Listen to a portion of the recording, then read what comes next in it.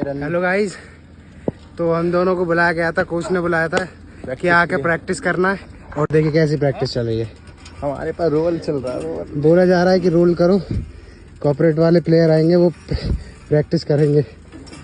Coach ही पैसे कमा रहा है अंदर, हमको प्रैक्टिस नहीं करने दे रहा है।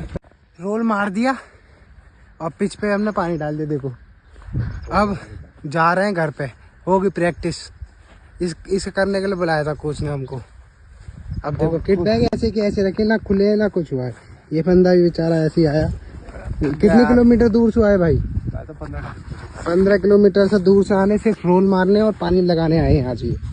लेकिन क्या करें, कोच की सुननी पड़ती है ना, नहीं सुनेंगे तो क्या होगा फिर। डंडा कर देंगे। देख सकते हैं दोनों की बुगाटी खड़ी है यहाँ पे, एक NS 125, एक NS 200। तो इट्स हमारा और ये इट्स इनका, इस वाले बंदे का।